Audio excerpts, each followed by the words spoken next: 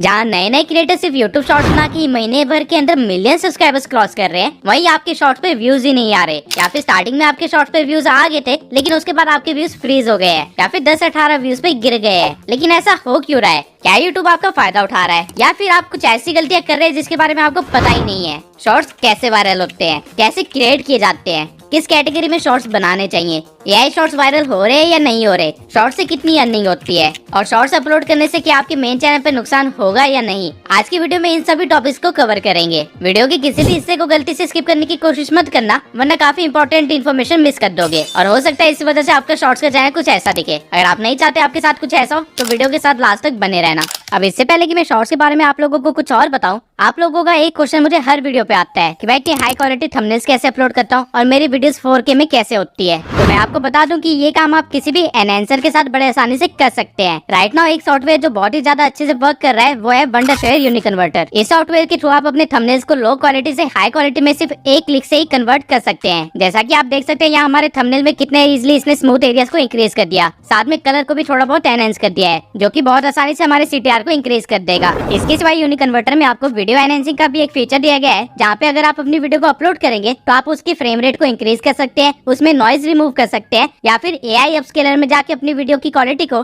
2x या 4x कर सकते हैं। जैसा कि आप यहाँ पे फर्क देख सकते हैं कि मेरी वीडियो कितनी शार्प हो गई है और उसके कलर्स भी एनहांस हो गए हैं। और यूनिकन्वर्टर्स के फीचर यहीं पे खत्म नहीं होते। आपके साथ ऐसा कई बार हुआ होगा कि आपने गूगल से कोई इमेज डाउनलोड की होगी अपनी वीडियो में यूज करने के लिए, लेकिन वो image as a web file download हो जाती है जिसे आप यूज नहीं कर सकते। तो यूनिकन्वर्टर में आपको इमेज को अलग अलग फॉर्मेट्स में कन्वर्ट करने का भी ऑप्शन मिलता है, और सिर्फ इमेजेस ही नहीं बल्कि यहाँ से आप अपनी वीडियोस को भी अलग अलग तरह के फॉर्मेट में कन्वर्ट कर सकते हैं। ये सिर्फ कुछ सेकंड्स का टाइम लेगा और आपकी वीडियो को एक क्लिक के अंदर ही किसी अलग फॉर्मेट में कन्वर्ट कर देगा। इसके सिवाय अगर आप एक यूट्यूबर है और अपनी लॉन्ग वीडियोस को अपने फोन में रखते हैं जिसकी वजह से आपकी स्टोरेज भरे जा रही है, तो यहाँ यूनिकन्वर्टर में आपको वीडियो कंप्रेस करने का भी एक ऑप्शन दिया गया है। जैसा कि आप यहाँ पे देख सकते हैं कि हमारे 3 GB की फाइल को ये बड़े आराम से 2 GB में कन्वर्ट कर देगा, और वो भी सिर्फ एक क्लिक से। ये वीडियो 17 मिनट लंबी है लेकिन इसे कुछ सेकंड्स का टाइम लेके उसे कन्वर्ट कर दिया, और ऐसे मैंने अपने फोन में 1 GB की स्टोरेज बचा ली। और यूनिकन्वर्टर के फीचर्स यहीं पे खत्म नहीं होते, बल्कि यहाँ पे AI टूल्स का पूरा भंडार है। आप AI से स्क्रिप्ट जनरेट करवा सकते हैं, टेक्स्ट टू स्पीच में कन्वर्ट करवा सकते हैं, सबटाइटल एडिटर आपको मिलता है, वाटरमार्क रिमूवर आपको मिलता है, गाने से आप वोकल रिमूव कर सकते हैं, बैकग्राउंड रिमूव कर सकते हैं अपनी वीडियो से, और ऐसे ही काफी सारे यूनिक फीचर्स आपको दिए गए हैं। अगर आप एक यूट्यूबर है और एक इन्फ्लुएंसर है तो आपको इन फीचर्स की जरूरत कदम कदम पे पड़ने वाली है, इसलिए आप मेरे डिस्क्रिप्शन में दिए हुए लिंक से जाके यूनिकन्वर्टर को डाउनलोड कर सकते हैं और इसके सभी यूनिक फीचर्स को इस्तेमाल कर सकते हैं, जिससे आपका काम काफी आसान हो जाएगा। ओके, तो अब स्टार्ट करते हैं सबसे बेसिक क्वेश्चन से, यूट्यूब शॉर्ट्स है क्या? I know you must be thinking कि टाइम वेस्ट क्यों कर रहा है, इतना तो हमें पता ही है, लेकिन एक्चुअल में आपको सिर्फ इतना ही पता है कि यूट्यूब शॉर्ट्स एक फीचर है जहाँ पे आप 1 मिनट की वीडियो अपलोड कर सकते हैं 9:16 में और वहाँ से व्यूज गेन कर सकते हैं। लेकिन ये सिर्फ अपर व्यू है, इसके नीचे एक बहुत ही डार्क सिस्टम है जिसको आपको जानना बहुत ही जरूरी है।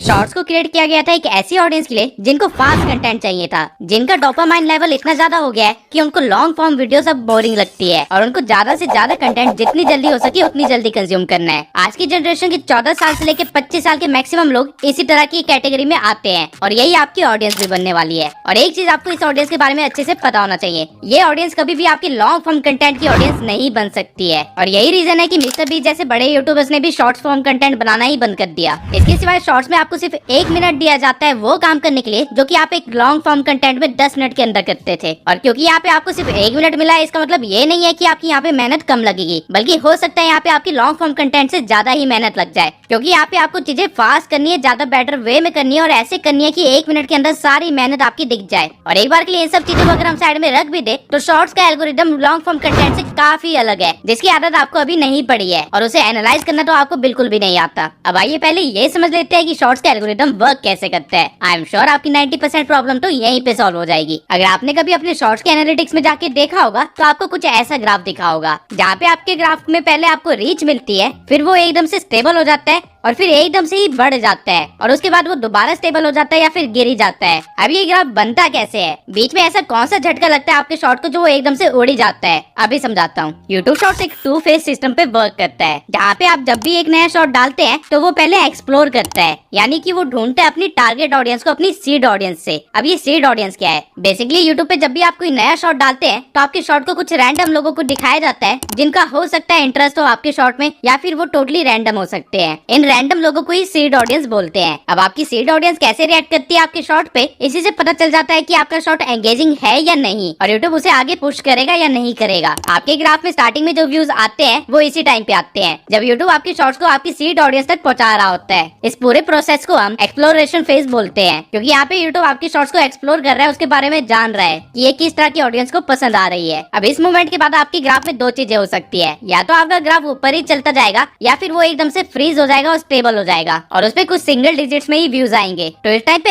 हो क्या रहा है कि यूट्यूब ने जिस सीड ऑडियंस को आपकी शॉर्ट दिखाई थी, अगर उन्होंने उस पर अच्छे से एंगेज किया तो आपका ग्राफ सीधा ऊपर जाता रहेगा, लेकिन मैक्सिमम केसेस में ऐसा नहीं होता है। एक्सप्लोरेशन फेज के बाद यूट्यूब आपके शॉर्ट्स को इतनी ज्यादा रीच नहीं देता है और धीरे धीरे लोगों को दिखाता है ताकि वो पता कर सके कि आपकी टारगेट ऑडियंस है कौन सी। और जैसे ही आपकी शॉर्ट की टारगेट ऑडियंस मिलती है, आपका एक्सप्लॉयटेशन फेज स्टार्ट हो जाता है, जहाँ पे एकदम से आपका शॉर्ट वायरल हो जाता है और आप बहुत सारे व्यूज एकदम से गेन कर लेते हैं। लेकिन ऐसा हमेशा नहीं होता रहता, एक टाइम के बाद एक्सप्लॉयटेशन फेज भी खत्म हो जाता है और आपके शॉर्ट्स के व्यूज अगेन फ्रीज हो जाते हैं या फिर स्लो हो जाते हैं। अब इन दोनों फेजेस की साइकिल चलती रहती है, जिससे आपको व्यूज आते रहते हैं, रुकते रहते हैं, आते रहते हैं, रुकते रहते हैं। और यूट्यूब शॉर्ट्स का एल्गोरिथम कुछ इसी तरह का है। अब इस पूरे सिनेरियो में मैंने ये कहा कि यूट्यूब स्टार्टिंग में आपको व्यूज देगा, लेकिन आई नो आप में से काफी सारे क्रिएटर्स ऐसे हैं जिनको स्टार्टिंग में भी व्यूज नहीं मिलते, और इस चीज के पीछे ये सारे रीजंस हो सकते हैं।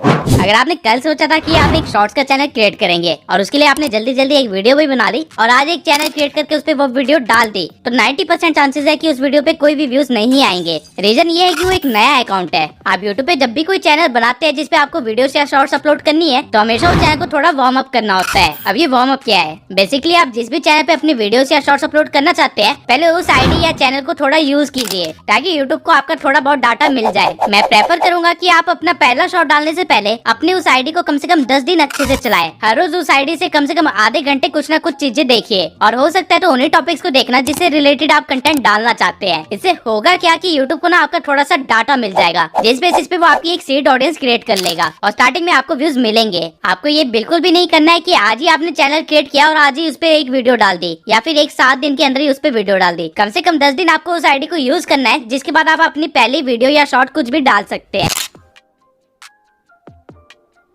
अब अगर आपका पुराना ही कोई चैनल था जिसपे लॉन्ग फॉर्म कंटेंट आपने पहले से डाल रखा था और उसे डिलीट करके आप उसे एक शॉर्ट्स का चैनल बना देते हैं, तो भी चांसेस है कि आपके शॉर्ट्स पे व्यूज नहीं आएंगे स्टार्टिंग में। रीजन ये है कि यूट्यूब को बिल्कुल भी नहीं पसंद कि आप उसके प्लेटफॉर्म से कुछ डिलीट करें, और इसलिए वो आपके इंप्रेशन और व्यूज कम कर देगा। तो आपको ऐसे कोई भी चैनल को कन्वर्ट नहीं करना है शॉर्ट्स के लिए जिसपे आप पहले से कंटेंट डाल चुके थे या जिसको आपको डिलीट करना पड़ रहा है। अगर आपने किसी यूट्यूबर को ये बोलते हुए सुना है कि अगर आपके शॉर्ट्स वर्क नहीं कर रहे हैं तो उस शॉर्ट को अनलिस्ट करके या डिलीट करके उसी शॉर्ट को दोबारा से रीअपलोड करो तो वो शॉर्ट चलने लग जाएगा, तो मैं आपको बता दूं ये गलती आप गलती से भी मत करना, क्योंकि यूट्यूब डाटा कलेक्ट तो कर ही रहा है। वो इस चीज को स्पैम एक्टिविटीज के अंदर काउंट करता है और आपके चैनल की रीच वो एकदम से कम कर देगा क्योंकि आपने कम्युनिटी गाइडलाइंस को ब्रेक किया होगा। अगर आप अपने चैनल पे पहले लॉन्ग फॉर्म कंटेंट डालते थे और ट्रेंड को देख के आप अपने चैनल पे शॉर्ट्स भी डालना स्टार्ट कर दिए, तो हो सकता है स्टार्टिंग में आपको व्यूज ना आए या फिर जो व्यूज आए वो एक टाइम के बाद आपकी फ्रीज हो जाए। ऐसा इसलिए होगा क्योंकि आपकी सीड ऑडियंस आपके सब्सक्राइबर्स ही होंगे, और हो सकता है वो आपकी शॉर्ट के साथ उस तरह एंगेज ना करे जैसे वो आपकी लॉन्ग फॉर्म कंटेंट के साथ एंगेज करते हैं, क्योंकि इन दोनों फॉर्म ऑफ कंटेंट की ऑडियंस बिल्कुल ही अलग है। तो यूट्यूब तो आपके सब्सक्राइबर्स को ही आपकी सीड ऑडियंस मान के उनको आपके शॉर्ट को प्रमोट कर देगा, जिसके बाद वो लोग अच्छे से एंगेज नहीं करेंगे और आगे वो आपके शॉर्ट को पुश नहीं करेगा। अब यहाँ तक मैंने आपको शॉर्ट्स का एल्गोरिथम समझा दिया और चीजें अगर एल्गोरिथम के अकॉर्डिंग नहीं चल रही होगी तो उसके रीजंस भी बता दिए। अब मैं आपको वो मैट्रिक्स बता देता हूँ जिसका आपको ध्यान रखना है और एनालाइज करना है अगर आप अपने शॉर्ट्स को वायरल करना चाहते हैं। तो जनरली जब हम लॉन्ग फॉर्म कंटेंट डालते हैं तो हम इंप्रेशन, सीटीआर और वॉच टाइम को देख के अपने वीडियो की सक्सेस का पता लगाते हैं, लेकिन शॉर्ट्स में ये चीजें अलग है। यहाँ पे सीटीआर की जगह हुक है, इंप्रेशन की जगह व्यूज है और वॉच टाइम की जगह ऑडियंस रिटेंशन पे ध्यान देना है। अब इन सब चीजों को मैं एक एक करके एक्सप्लेन कर देता हूँ। आपके शॉर्ट्स पे मैक्सिमम व्यू शॉर्ट्स फीड से आते हैं, जहाँ पे लोग स्वाइप कर रहे होते हैं और जो शॉर्ट उनको ज्यादा पसंद आती है उसे वो थोड़ी देर ज्यादा देखते हैं। लेकिन ये कौन से शॉर्ट्स होते हैं जो उनको पसंद आती है और आपके शॉर्ट्स लोग क्यों नहीं देखते? रीजन है हुक। जब लोग बिना सोचे समझे शॉर्ट्स देख रहे होते हैं और स्वाइप किए जा रहे होते हैं, वो टाइम अगर ऐसा कोई शॉर्ट आ जाए जिसमें एक हुक हो, यानी कुछ ऐसा हो जो उस बंदे का ध्यान खींच ले या फिर उस बंदे का स्वाइप करना रुकवा दे, तो वो शॉर्ट कंफर्म वायरल जाएगी। अब ऐसा हुक आप कैसे क्रिएट कर सकते हैं? आंसर बहुत ही सिंपल है, इमोशंस के साथ खेल के, ठीक जिस तरह आपकी एक्स ने आपके साथ खेला। बस फर्क इतना होगा कि हमारे पास 3 3 महीने की जगह सिर्फ 3 सेकंड का टाइम होगा एक हुक को डिलीवर करने के लिए। मैं आपको कुछ फेमस हुक्स दिखाता हूँ जिसपे आप भी कभी ना कभी रुके जरूर होंगे। Do you know about the black baby test? No? Have you ever heard of the region beta paradox? You might be suffering from it right now. अब ये दोनों सेंटेंसेस एक्चुअली में हुक्स थे जो कि क्रिएटर्स ने जानबूझ के बोला था ताकि आपका ब्रेन जो अभी तक सिर्फ ज़ॉम्बीज की तरह स्क्रॉल किए जा रहा था वो एकदम से एक्टिव हो जाए और सोच में पड़ जाए। अब जब ऐसा होगा तो ऑब्वियसली आप स्क्रॉल नहीं कर पाओगे और जो शॉट आप सिर्फ 3 सेकंड के अंदर अभी स्क्रॉल करने वाले थे उसे बिना जाने आराम से 10 से 15 सेकंड देख जाओगे क्योंकि आपका ब्रेन अभी चीजें प्रोसेस कर रहा होगा। और इसी तरह ये क्रिएटर्स इजिली अपना फायदा निकाल लेंगे और अपनी शॉर्ट्स को वायरल कर लेंगे। मैं आपको थोड़े और हुक्स का एग्जांपल दिखाता हूँ। I never buy silk, and this is the strange reason why. I was today years old when I found this out. अब अगर आप यहाँ पे ध्यान देंगे तो इन दोनों क्रिएटर्स ने अपने हुक के साथ आपके मन के अंदर एक क्यूरियोसिटी पैदा कर दी। इन दोनों क्रिएटर्स ने अपने पर्सनल एक्सपीरियंस शेयर किए हैं ताकि ऑडियंस उससे कनेक्ट कर पाए और ये इन्होंने कुछ ऐसी लाइंस बोल के किया है, I will never buy this या फिर I was 2 days year old. ये सुनते ही आपके मन में एक क्यूरियोसिटी जाग जाएगी कि ये बंदा ऐसा क्यों नहीं कर रहा या फिर इसको क्या पता चला है और आगे फिर वो इसी क्यूरियोसिटी का आंसर देते हैं, I will never buy silk cloth and this is the reason why I was 2 days year old when I realised that. अब जहाँ पे पहले आप सिर्फ बातें सुन रहे थे और देख रहे थे वहीं पे अब आपका ब्रेन एंगेज हो गया है और वो जानना चाहता है कि आगे क्या होने वाला है और इसको क्या पता चला है या फिर ये ऐसा क्यों नहीं कर रही है। लोग जिस चीज से रिलेट कर पाते हैं उस चीज से वो ज्यादा एंगेज करते हैं। ठीक इसी तरह हुक्स के कई सारे एग्जांपल्स हैं और हुक्स इतने क्रिएटिवली बनाए जा सकते हैं कि मैं इस टॉपिक पे बिल्कुल एक अलग ही वीडियो बना सकता हूँ। अगर आप चाहते हैं कि मैं हुक्स के ऊपर एक अलग से ही वीडियो बनाऊं तो कमेंट सेक्शन में जाके हुक लिख दीजिए। अगर 2000 कमेंट्स आते हैं जिसमें आप लोगों ने हुक लिखा होगा तो मैं इस टॉपिक पे एक अलग से वीडियो बना दूंगा। अब एक बार आपने अपनी ऑडियंस को शॉर्ट पे हुक कर लिया है, इसके बाद आपको ध्यान देना है कि वो आपके शॉर्ट को पूरा देखे। जहाँ लॉन्ग फॉर्म कंटेंट को इस बेसिस पे प्रमोट किया जाता है कि वो कितना ट्रेंडिंग है या फिर कितना सर्चेबल है, वही शॉर्ट फॉर्म कंटेंट को इस बेसिस पे प्रमोट किया जाता है कि लोगों ने उसे कितना देखा है और इसी चीज को हम ऑडियंस रिटेंशन बोलते हैं। आपको ट्राई करना है कि आपकी ऑडियंस रिटेंशन हमेशा 100% के करीब हो या फिर ज्यादा से ज्यादा सिर्फ 90% तक गिरे। अगर आपकी ऑडियंस रिटेंशन इससे भी ज्यादा गिर रही है तो इसका मतलब ये है कि आपकी ऑडियंस आपकी शॉर्ट के साथ ज्यादा एंटरटेन नहीं हो रही है और बहुत ही जल्द यूट्यूब आपकी शॉर्ट को प्रमोट करना बंद कर देगा। देखिए यूट्यूब को सिर्फ एक ही चीज से मतलब है और वो ये है कि उसके प्लेटफॉर्म पे लोग जितनी ज्यादा देर तक हो सके उतनी ज्यादा देर तक रुके। और क्योंकि शॉर्ट फीड में आपको चीजें सर्च नहीं करनी पड़ती बल्कि यूट्यूब खुद आपके सामने चीजें रखता है तो यूट्यूब हमेशा ये ट्राई करेगा कि वो आपके सामने बेस्ट चीज रखे ताकि आप उसके प्लेटफॉर्म को छोड़ के ना जाए। और ये बेस्ट चीज होगी क्या? वो शॉर्ट जो ज्यादा देर तक लोगों को एंटरटेन कर पा रही है, ना कि वो जिसको देख के ही लोग स्वाइप कर दे रहे हैं या फिर अपना मूड चेंज कर दे रहे हैं। अब आई नो आप में से काफी सारे स्मार्ट क्रिएटर्स होंगे जो सोचेंगे कि मैं सिर्फ एक 10 सेकंड का शॉर्ट बनाता हूँ जिसमें हुक के साथ ऑडियंस रिटेंशन गेन करना तो बहुत ही आसान होगा और क्योंकि मेरी ऑडियंस रिटेंशन बहुत ज्यादा होगी तो यूट्यूब उसे वायरल भी कर देगा। लेकिन यहाँ पे केस उल्टा है। एक foreigner YouTube expert paddy Galloway ने एक स्टडी की थी जिससे पता चला था कि यूट्यूब शॉर्ट जो कि 50 से 60 सेकंड्स के होते हैं उनको यूट्यूब खुद ज्यादा प्रमोट करता है, वहीं कंपेरेटिवली जो शॉर्ट सिर्फ 10 से 15 सेकंड्स के होते हैं यूट्यूब उनको बहुत कम प्रमोट करता है। अब इसके पीछे का रीजन बहुत ही सिंपल है। यूट्यूब ये तो चाहता है कि आपकी ऑडियंस रिटेंशन अच्छी हो लेकिन वो ये भी चाहता है कि ऑडियंस रिटेंशन लंबी भी हो ताकि उसे ज्यादा शॉर्ट्स के साथ एक्सपेरिमेंट ना करना पड़े। तो आप क्या कर सकते हैं कि आप 30 से 40 सेकंड्स के शॉर्ट्स बना सकते हैं जिसमें आपको ऑडियंस रिटेंशन गेन करना बहुत ही आसान रहेगा और यूट्यूब भी आपको प्रमोट करेगा।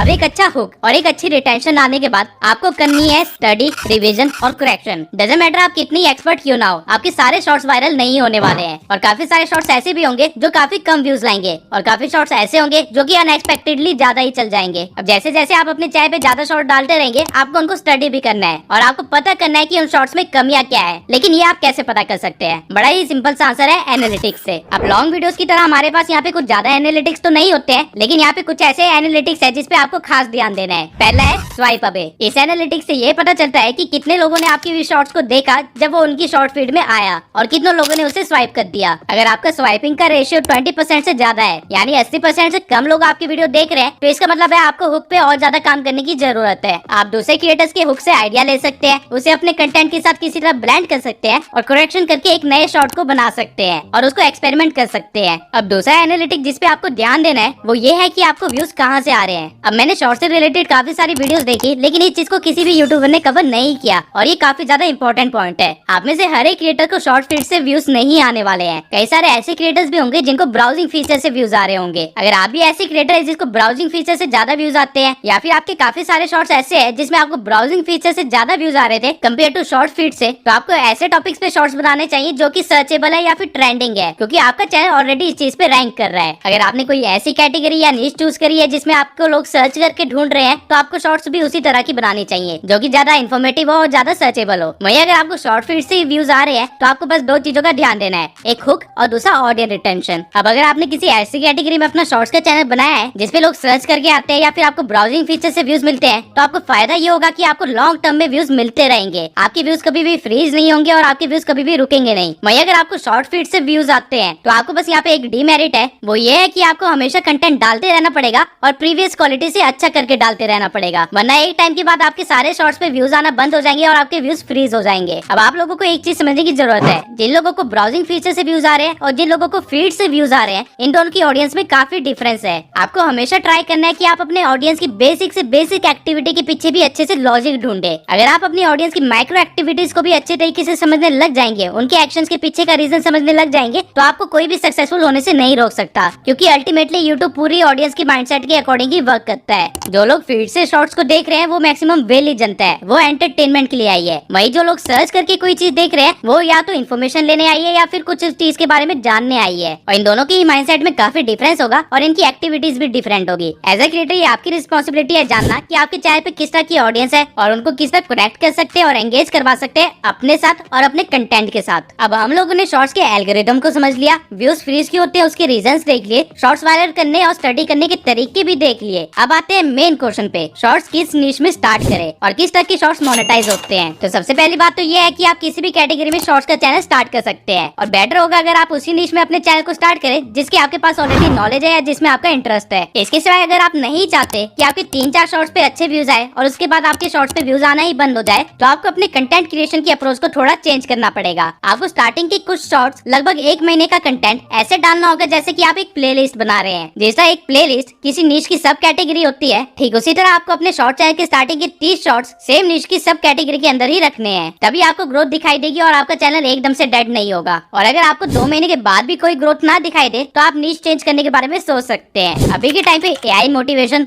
हिस्ट्री, स्पोर्ट्स, फैक्ट्स, ये सारे शॉर्ट्स की निशेस काफी ज्यादा वायरल हो रहे हैं और आप भी निश के अंदर एंटर कर सकते हैं। लेकिन मैं पर्सनली आपको एडवाइस करूंगा कि मोटिवेशन निश के अंदर मत जाना, क्योंकि यहाँ पे ऑलरेडी काफी ज्यादा सैचुरेशन हो गई है। बल्कि आप ऐसे निशेस ढूंढिए जिसपे अभी शॉर्ट्स बनना स्टार्ट हुए नहीं है। लॉन्ग फॉर्म कंटेंट उससे रिलेटेड ऑब्वियसली एग्जिस्ट करते होंगे, लेकिन शॉर्ट फॉर्म में वो अभी नहीं आए हैं। तो अगर आप ऐसा ढूंढ के कुछ एक नई निश क्रिएट करते हैं तो उसके वायरल होने के चांसेस काफी ज्यादा हो सकते हैं। फॉर एग्जाम्पल ये डार्क साइकोलॉजी वाले शॉर्ट्स या फिर रिडल्स वाले शॉर्ट। रही बात एआई शॉर्ट्स बनाने की, तो आप एआई वॉइस के साथ अपने शॉर्ट्स बना सकते हैं और वो मोनेटाइज भी हो जाएंगे। लेकिन बस आपको एक चीज का ध्यान रखना है कि आप किसी और क्रिएटर या किसी सेलिब्रिटी की वॉइस को क्लोन करके किसी वीडियो को मैनिपुलेट करके कोई शॉर्ट ना बनाए। फॉर एग्जांपल आप सभी ने मोदी जी के गाने वाले शॉर्ट्स सुने होंगे या फिर आपने मोदी और रोनाल्डो के बीच वाले कन्वर्सेशन के शॉर्ट्स देखे होंगे। इस तरह के शॉर्ट्स मोनेटाइज नहीं होंगे, क्योंकि यहाँ पे आप पहली बात मिस इन्फॉर्मेशन फैला रहे हैं, आप किसी और की आवाज को यूज कर रहे हैं और कुछ ऐसा दिखा रहे हैं जो कभी हुआ ही नहीं है। ये बेसिकली यूट्यूब कम्युनिटी गाइडलाइंस के अगेंस्ट है, इसलिए जब आपका चैनल रिव्यू में जाएगा तो वो रिजेक्ट हो जाएगा। आप एआई का इस्तेमाल कर तो सकते हैं, लेकिन खुद की क्रिएटिविटी के लिए, किसी और बंदे की ब्रांड वैल्यू के साथ आपको छेड़छाड़ नहीं करनी है। इसके सिवाय अगर आप सिर्फ एडिटिंग शॉर्ट्स बनाते हैं या फिर बैकग्राउंड म्यूजिक के साथ कुछ इस तरह के कोट्स वाले शॉर्ट्स बनाते हैं तो आपका भी चैनल मोनेटाइज नहीं होगा। यूट्यूब ने साफ साफ अपने रूल्स में कहा है कि कंटेंट में कहीं ना कहीं क्रिएटर्स की एंगेजमेंट होनी चाहिए। या तो आप खुद को दिखाओ या फिर अपनी कमेंट्री दो, लेकिन कुछ भी करके खुद को इन्वॉल्व करो। अगर आप सिर्फ बैकग्राउंड म्यूजिक के साथ एक कोट लिख देते हैं या फिर किसी और की एडिट्स बना देते हैं तो वो चीजें मोनेटाइज नहीं होगी, क्योंकि उसमें ऑल्दो आपने मेहनत तो की है लेकिन आपने अपनी तरफ से कोई वैल्यू ऐड नहीं की है। अब जरा शॉर्ट्स की अर्निंग के बारे में बात कर लेते हैं। अब पर्सनली मैंने हर निश की अर्निंग तो नहीं देखी है, क्योंकि ये काफी सारे फैक्टर्स पे वेरी करती है, लेकिन एक इंग्लिश स्पोर्ट चैनल जिस पे शॉर्ट्स अपलोडेड हो वो आराम से $0.02 से लेके $0.04 तक आरपीएम गेन कर सकता है। यानी कि 10 मिलियन व्यूज पे आपको $400 की अर्निंग हो जाएगी। और 10 मिलियन व्यूज शॉर्ट्स पे गेन करना मुश्किल काम नहीं है अगर आपने मेरे प्रीवियस सारे पॉइंट्स को अच्छे से फॉलो किया। मैं आपको पर्सनली एडवाइस करूंगा कि आप हर रोज कम से कम 1 शॉर्ट तो डालें या फिर हफ्ते में कम से कम 3 शॉर्ट्स डालें। अगर आपकी क्वांटिटी इससे कम है तो आपका वायरल होना थोड़ा मुश्किल हो सकता है। अब नीश डिसाइड करने के बाद आपको अपनी शॉर्ट्स की एडिटिंग करनी होगी। नाउ हर नीश की एडिटिंग अलग होती है, लेकिन कुछ कॉमन चीजें हैं जो हर एक शॉर्ट फॉलो करता है। पहला, आपके शॉर्ट्स में सबटाइटल्स होने ही चाहिए और वो एक एंगेजिंग वे में लिखे होने चाहिए। ऐसा नहीं कि सिर्फ ऑटो कैप्शन ऑन करके आपने सबटाइटल्स ऐड कर दिए, बल्कि उनको एनिमेशन दो, इफेक्ट्स दो, उनके कलर्स के साथ खेलो और उनको और भी अच्छा बनाओ। सेकंड चीज, आपके हर 3 सेकंड के बाद आपकी क्लिप्स चेंज होनी चाहिए। मैंने आपको वीडियो की स्टार्टिंग में बताया था कि जो लोग शॉर्ट्स शॉर्ट्स देखते हैं उनका डोपामाइन लेवल बहुत ही ज्यादा होता है, उनको हर चीज जल्दी जल्दी चाहिए होती है। इसलिए अगर आप हर 3 सेकंड के बाद अपनी क्लिप को चेंज नहीं करेंगे तो उनको आपकी शॉर्ट बोरिंग लगेंगी और वो उसे स्वाइप अवे कर देंगे। Number 3 is use stickers. मैंने जितनी भी वायरल रील्स देखी है वो इस चीज को फॉलो कर रहे हैं और छोटे यूट्यूबर्स इस चीज को उतना ही इग्नोर कर रहे हैं। मैक्सिमम वायरल रील्स में आपने ये एरो, सर्कल या फिर इमोजी वाले स्टिकर्स देखे होंगे और ये चीज आपकी शॉर्ट्स को काफी ज्यादा एंगेजिंग बनाते हैं। तो मैं आपको प्रेफर करूंगा कि आप भी इन चीजों का यूज करें। अब हम लोगों ने इस वीडियो में हर एक उस एलिमेंट को कवर कर लिया है जो आपके शॉर्ट्स को वायरल करने के लिए और आपके शॉर्ट्स वाले चैनल को ग्रो करने के लिए इंपॉर्टेंट है। लेकिन अगर आप लोग एक प्रैक्टिकल नॉलेज चाहते हैं और चाहते हैं कि मैं एक 30 दिन का चैलेंज लूं जहाँ पे मैं एक शॉर्ट चैनल को 30 दिन के अंदर ग्रो करके दिखाऊं, तो कमेंट सेक्शन में आई चैलेंज #TubeSense लिख दीजिए। अगर आप लोगों ने ऐसे 1000 कमेंट पूरे कर दिए तो मैं आपके चैलेंज को एक्सेप्ट करूंगा और 30 दिन के अंदर एक शॉर्ट्स के चैनल को ग्रो करके दिखाऊंगा और उसकी पूरी एक डॉक्यूमेंट्री बना के आपको प्रेजेंट भी करूंगा। तब तक